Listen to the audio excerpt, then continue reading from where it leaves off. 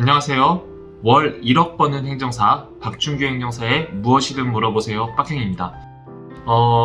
오늘은 여기 장소 보시면 아시겠지만 대전 둔산동에 있는 삼성 세무법인 사무소입니다. 여기에 뭐가 있다고요? 미네24 부설연구소가 이쪽에 있고, 또 전에도 한번 유튜브로 말씀드렸지만 같이 투자해서 세무법인을 만들었습니다. 어쨌든 그거는 전에 한번 말씀드렸기 때문에 그런 것보다 하는 거고요. 오랜만에 유튜브 하는 것 같아서 빡킹이 뭐 했나 하는 거는 올려놓겠지만 인스타나 페이스북 보시면 됩니다. 빡킹 노는 거 아니에요. 일하느라고 바빠서 유튜브 마땅하게 찍을 시간이 없었던 것 뿐이고, 이제 요즘에 R&D 준비하신 분들이 이해하시겠지만 아마 속속들이 접수하고, 아마 지난주에 대부분 접수하는 것들이 되게 많았고, 그리고 이제 서면평가 이후에 대면평가 준비하는 회사들이 좀 나올 거예요. 어지간하면은 대면평가 갑니다. 서면평가에 떨어진다, 사실 그러면은 아이템이 아주 안 좋거나 아니면 사업계획서가 엉망하거나 둘 중에 하나겠죠. 그럴 일은 없겠죠, 미네24가 자문하면. 오늘은 빡행이 왜 여기 미네24 부설연구소에 나와 있냐면, 당장 다음 주부터 발표평가하는 자료들에 대해서 이제 자문을 하고 있다 보니까 이 사업계획서 작성, 그러니까 이게 보니까 참 아이러니한 게 사업계획서 작성에 대한 이제 유튜버가 되게 많더라고요. 그런데 한 가지 좀 차이점이 뭐냐면, 대부분 1억 정도 수준 아니면 3억 언더 정도 되는 사업계획서 작성에 대한 유튜브는 되게 많아요. 그러니까 소위 말해서 빡키의 입장에서는 크게 돈이 안 되는 죄송합니다. 실수할 뻔했네. 규모가 크지 않은 사업계획서에 대한 그런 이제 그 작성법에 대한 내용들이어서 사실 큰 의미는 없는데, 그것도 각자 얘기가 다 달라가지고 모르겠어요. 저도 평가를 워낙 많이 들어가니까 일부 동의하는데 글쎄요, 난 잘 모르겠네. 하여튼 저는 이제 지금 빡킹이 지금 자문하고 있는 건 머리 왜 이렇게 간지러워. 머리를 깎고 왔습니다, 오늘 일요일날. 아무것도 안 하고. 어쨌든 그게 중요한 게 아니라, 지금 빡킹이 하고 있는 거는 단년도에 한 10억 넘어가는, 한 1차 년도에 10억 넘어가는 사업계획서에 대한 일단은 그 발표평가 구성안에 대해서 제가 이제 자문을 하고 있어서, 물론 당연히 사업계획서도 저희가 썼겠죠. 저희가 쓰고 대면평가 자료도 이제 작성하기 전에 이제 내일부터 작성 들어가는데, 그 안에 이제 일종의 스케치, 어떻게 구성을 해달라라고 요구를 하기 위해서 지금 와서 어느 정도 끝내놓고 지금 이렇게 유튜브를 하게 됐습니다. 우선은요, 적어도 10억 이상 되는 사업들은 당연히 더 디테일하게 준비가 돼야겠죠. 그런데 아이러니하게도 발표평가 시간은 정해져 있다. 보통 10억이든 100억이든 보통 15분 이내, 길어봐야 20분, 25분 정도 되는데, 어쨌든 15분 정도로 보시면 돼요. 15분에서 20분 정도로 보시면 되는 거고, 그 안에 이제 그 발표를 대부분 해야 되기 때문에 굉장히 이제 임팩트 있는 발표 평가가 좀 필요하겠죠. 그래서 이거는 단년도 10억이 좀 넘어가는 사업이다 보니까 제가 일단은 가이드를 주고 이제 여기에서 좀 맞춰서 구성하는 이제 부분이 필요하고, 이제 어느 정도 구성이 완료가 되면은 이제 이 발표 자료에 대해서 어떤 툴이 있으면 그거에 맞춰서 PPT로 만들든지 아니면 디자인 회사에 맡기든지 그런 식으로 보통 진행들 합니다. 우선은요, 여러분들이 아셔야 될 게, 그러면 10억 정도 되는, 최소한 단년도 10억이라고 하면은 이 사업이 대략적으로 얼마나 되겠습니까? 한 자기 분담금 포함하는 50억 정도 되는 사업이 있죠.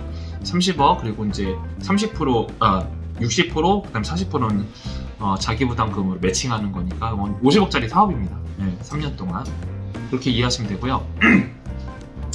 이거는 어느 정도 되냐? 그럼 50억짜리 사업이겠죠? 전체로 봤을 때는.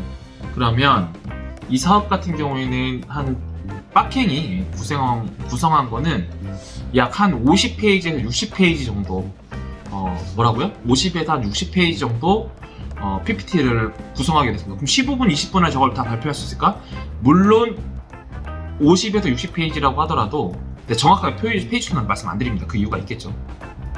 그러면 3분의 1은 그냥 스킵하고 넘어가는 것들이 많아요. 그냥 그림만 딱 봐도 알아는 것들, 그리고 기본적인 정보들이 있기 때문에 실질적으로는 어떻게 된다? 한 30-40페이지 안에서 발표 평가가 일어나기 때문에 15분이라고 구성되면은 한 페이지에 30초 정도 설명하고 근데 여러분들 30초 잘 짧아 보이지만 막상 발표 들어가면요 30초 길어요. 1분. 그래서 그런 내용들을 또 압축해서 내용을 넣어야 되기 때문에 좀 다르다라고 보시면 되는데, 우선은 이번 사업에 대해서는 물론 사업마다 좀 다르기 때문에 이게 어디에 다 맞을 수 있는 건 아니에요. 그러니까 어떤 사업이라고 제가 지칭을 못하는 게 어쨌든 여러 가지 계약이 체결되어 있는 부분도 있어서 말씀 못 드리지만, 어쨌든 이게 한 60페이지 정도 되는 규모고요. 그런데 이제 이거는 제가 좀 특이하게 구성을 했어요. 어떻게 되냐면 저희가 파트 3로 이제 나눴는데, 첫 번째는 총괄 페이지, 그러니까 파트 1은 총괄, 그 다음에 파트 2는 세부, 그 다음에 파트 3는 이 세부 내용을 백업할 수 있는 자료들로 구성을 시켰어요. 네, 이유가 있겠죠. 이 사업의 성향에 맞게끔 하는 거예요. 근데 이제 이 사업 같은 경우에는 일단 총괄 페이지가 들어간 다음에 이 R&D 연구의 핵심 내용이 뭐냐에 대한 것들을 간략하게 정리하게 돼 있고, 그 다음에 이어서 핵심 내용 중에 이거는 컨소가 어떻게 구성되냐 이어서 이렇게 구성하고, 그 다음에 각 컨소별로 어떤 일을 하는지, 그리고 이 컨소 구성체는 어떻게 되는지 이렇게 지금 내용을 넣게 돼 있어요. 그리고 세부 구성별로 해서 연구 목표도 넣게 돼 있고, 그 다음에 추진 체계별로 중점 내용을 이제 요약하는 건데, 이렇게 파트 페이지만 하면은 요게 그러니까 요약만 했을 때 이 사업의 요약을 하는데 한 16페이지 정도 되는 거예요. 네, 표지까지 포함해서. 그죠? 요약 내용이 한 16페이지 정도 된다. 그렇게 보시면 될 것 같고요. 그러면 이제 파트 2가 되겠죠. 파트 2가 이제 연구 개발에 대한 핵심 사항으로 구성이 되는데, 이때는 좀 더 깊이 있게 들어가야 돼요. 왜냐하면 어쨌든 이런 50억 정도 사업 규모 정도 되면은 RFP가 무조건 있단 말이에요. 그냥 자유공모가 아니기 때문에. 그러면 RFP에서 요구하는 이 사업의 필요성, 당위성에 대해서 좀 의견을 제시하고요. 그리고 이 연구개발이 진행됐을 이 연구개발에 대한 이 기술적인 부분에 대한 시장 동향에 대해서 넣게 되어 있습니다. 그러니까 이런 것들은 로만한 거죠. 어차피 필요성이야 RFP에 있어요. RFP에 있고 여기에 좀 더 의견을 첨부를 하는 거죠. 그 다음에 시장 동향은 세세하게 넣을 필요는 없습니다. 그냥 제 생각은 국내외 나눠가지고 한 2페이지 정도 넣으면 되고, 그 다음에 이 개발의 필요성, 그러니까 이 사업의 목적의 필요성이 있고, 그러면 우리가 제안한 이 개발 기술이 왜 필요한지에 대해 넣게 돼 있어요. 이거 굉장히 중요하죠. 평가위원들 입장에서는 어떤 기술이 들어가는지 나오기 때문에 이게 이제 들어가면서 연구 개발에 대한 어떤 최종 목표에 대한 내용이 들어가고요. 그러면 이 목표를 달성하기 위해서 제가 뭐라고 했어요? 50억 3년 사업이니까 연차별로 어떻게 할 건지에 대한 내용이 들어가겠죠. 연차별로. 근데 연차별로 전체적인 컨소 구성에 대한 전체적인 내용이 들어가고, 그다음에 각 컨소 주체별로 또 연차적으로 세부적으로 어떻게 할 건지 그런 내용이 들어갈 수밖에 없습니다. 그런 내용이 들어가고 난 다음에 이제 정리가 어떻게 되냐면, 이 추진 체계가 어떻게 구성되어 있고 어떤 역할을 하고 인적 구성은 어떻게 되어 있다, 이렇게 다시 한번 내용을 정리하게 되는 거고요. 그렇게 하고 나면은 이제 어쨌든 이 기술이 개발됐을 때 이걸 어딘가 적용을 해야 되잖아요. 그러면 이제 그런 걸 보고 테스트베드 운영한다라고 하거든요. 근데 1차 년도부터 테스트베드 운영하기는 쉽지는 않겠죠. 보통 2차 년도 하반기부터 진행하기 때문에 테스트베드를 어떤 형식으로 운영할 거냐에 대해서 좀 구체적으로 좀 언급이 필요합니다. 중요해요, 평가 받을 때.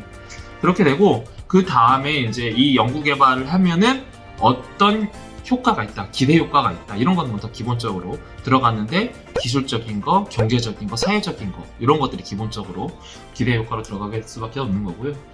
다음으로 하는 것들은 이제 이 기술을 연구 개발을 통한 다음에 사업화는 어떻게 할 거냐, 사업화 전략에 대한 내용들이 언급하게 되어 있습니다. 이것도 굉장히 중요해요. 왜냐하면 50억씩이나 물론 이제 자기 분담금 20억이고 정부 지원금 30억이지만 어쨌든 도합 50억을 지원해줘도 하는 사업인데, 그냥 연구로 끝나면은 의미가 없죠. 이 50억 투자 지원해줬을 때 니네 어떻게 이걸 사업화를 할 거야? 어떤 식으로 일을 진행할 거야? 그런 내용들에 대해서 좀 구체적으로, 그러니까 막연하게 막 뭐 이상형을 뭐 대기업에 판매할 때 이런 식인 얘기하면 안 돼요. 대기업 어디고 우리가 그거랑 관계가 어떻고 어떤 제안을 했고, 이런 구체적인, 뭐 공문이 오갔으면 공문 오간 것부터 다 내용을 넣어야 이거 구체적인 내용이 들어가는 게 중요합니다. 그 다음에 이제 마지막에 들어가는 게 이제 연구개발 안전, 그냥 뭐 행정적인 조치, 뭐 안전 조치, 이건 어떻게 할 거냐, 이건 뭐 한 페이지만 구성해도 되고, 이건 의미도 없고. 그 다음에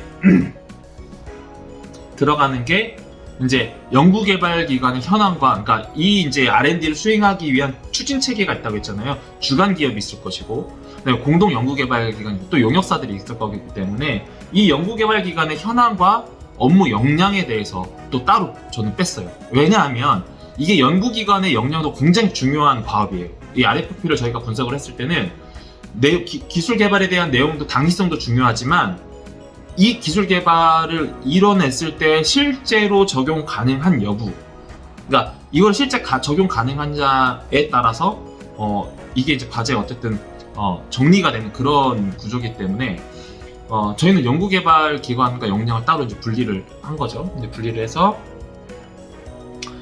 주관기관, 그러니까 각 주관기관부터 공동기관 그리고 용역기관들의 그 PM들 있어요.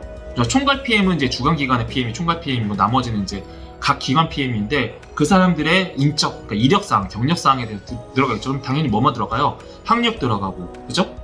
또 경력 들어가고, 자격 들어가고, 논문, 그다음에 지식재산권, 이런 것들 기본적으로 들어가겠죠. 이런 것들을 R&D 참 수행 실적까지 들어가겠죠. 이런 것들이 그 사람의 평가하는 항목이고요.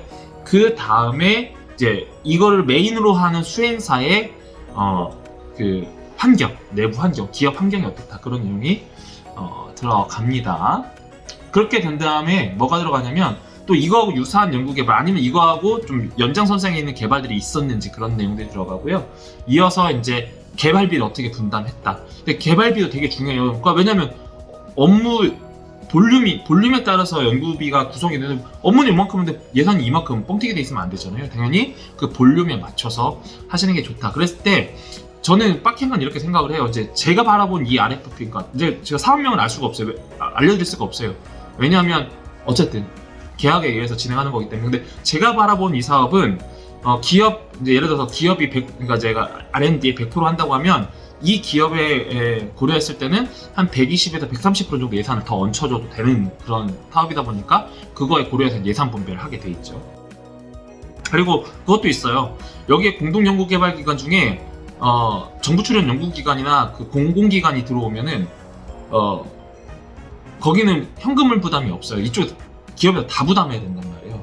그런 것들이 있어서 이제 그런 예산 설계가 잘 되어 있는지, 합리적으로 인건비부터 이제 뭐 연구 활동비, 재료비, 이런 것들, 직접비, 그다음에 간접비가 이 기준에 맞춰서 잘 구성이 돼 있는지, 그런 내용들을 넣게 돼 있고요. 그리고 제일 중요한 거 평가할 때 뭐냐면, 이 목표, 성능 목표가 뭐고, 이 성능 목표를 실현하기 위해서 이제 세부 지표들 있잖아요. 이 지표가 뭐고, 그다음에 어떻게 평가를 할 건지 내용을 요즘에 많이 물어봅니다.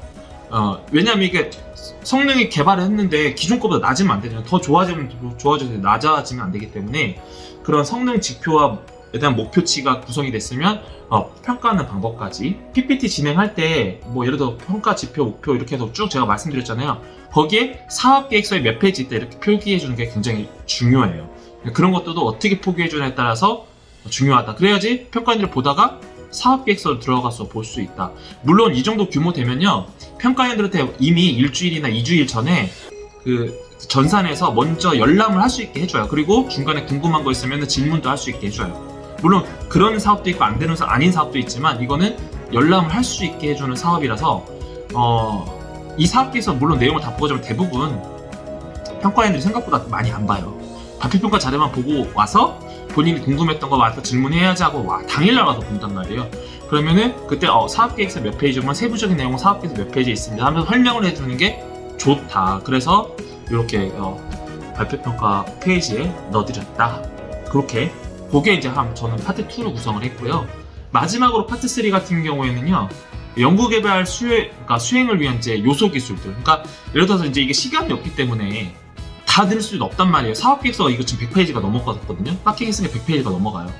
100페이지 넘어갔는데 이거를 다 넣을 수가 없잖아요. 그래서 이거는 백업 페이지로 해가지고 요소 기술이라고 명칭을 해서 기업마다 이제 그 내용들에 들어가는 기술들을 정리해서 딱딱딱 넣어놓은 다음에 언제 활용하느냐면 발표평가 끝나고 평가인들이 질문했을 때 그때 하는 겁니다. 이해 가셨죠? 하나의 팁이에요, 이런 것도. 네, 그렇게 보시면 되는 거고. 이거 화면을 진짜 좀 보여드리고 싶은데 어쩔 수 없습니다. 계약은 계약이니까. 예, 이렇게 하고 있습니다. 아셨죠? 예, 인력짜리 사업은 또 그거에 맞춰서도 하지만 이제 빡행이 직접 이렇게 구성안을 짤 때는 적어도 1년에 한 10억 이상 최소한, 예, 최소한 10억 이상 정도는 돼야 할 수 있고, 또 뭐 그렇지 않아도 필요에 맞춰서 하긴 하는데 어쨌든 오늘 이렇게 하고 있습니다. 이렇게 하고 제가 이제 던져놓고 이따가 저희 저녁 때 한 이제 6시 넘어서 저녁 먹고들 또 이제 그 민행입사 본점으로, 예, 저희 임원들은 또 출근할 겁니다. 왜냐하면 이제 이거 갖고서 또 그 PPT 가이드에 대한 내용들을 채워 넣어줘야 되잖아요. 제가 구성안을 해줬기 때문에. 네, 그렇게 하고 다시 한번 이제 화면 조정의 시간이, 이런 화면 조정 시간이 아니라 발표평가자에 대한 화면 조정의 시간이 필요하고, 이제 이거를 기업한테 주면은 기업이 내일 모레 월화해서 이제 내용 넣고 그림 이미지 만들 거 만들어서 이제 넣겠죠. 그렇게 하고 이제 최종적으로 저희까지 회의한 다음에 오케이 떨어지면 수요일이나 목요일날 이제 디자인 회사를 맡기든 디자인 회사든지 아니면 템플릿을 가진 회사한테 이제 이렇게 맡겨서 작업하게 됩니다. 근데 하나의 팁이에요. 자기네라 표현에 죄송합니다. 혹시 좀 그 과제를 도전하는 정부 지원 사업 도전하는 분들이 PPT를 직접 잘 만들 수 있으면 상관없는데 잘 못 만들 확률이 매우 높아요. 이게 왜냐면 가독성이 되게 좋아야 되거든요. 되기 때문에 못 만들면 그냥 업체한테 맡긴다라고 생각하시는 것도 나쁘지 않다. 물론 민행이 그렇게 디자인해주면 좋지만 저희도 디자이너가 아니기 때문에 그렇게 못 만들어서 내용에 대한 구성안만 갖고서 이렇게 주면 이제 그 일반 디자인 회사든지 이런 거 PPT만 전문으로 하는 회사들이 있어요. 그렇게 맡겨서 최종적인 발표 자료를 만들어내고 있다. 근데 이게 한번 만들어지면 다음에 또 쓸 수 있는 거니까 그렇게 좀 참고하시면 된다라고 생각합니다. 그러면 오늘 여기까지만 하겠습니다. 일단 최대한 많이 낼 건데 지금 진짜 너무 바빠요. 지금 정부 지원 사업 계속 나오고 또 인증 인허가, 그 다음에 또 연초다 보니까 또 내년도를 떠나서 지금 뭐 당장 뭐 규제 샌드박스 해야 되는 것도 있고 또 뭐 정부기관 용역도 있고 정신이 하나도 없습니다 지금. 그리고 또 예산 기획하는 업무도 있어서 한 400억 정도 되는, 뭐 크진 않아요. 단일 사업이긴 한데 일단 급하게 어쨌든 자문하게 돼가지고 하고 있습니다. 아무튼 오늘 여기까지만 하겠습니다. 궁금한 거 있으면 어때요? 항상 여기 올라갈 거니까 물어봐 주시기 바랍니다. 그러면 안녕.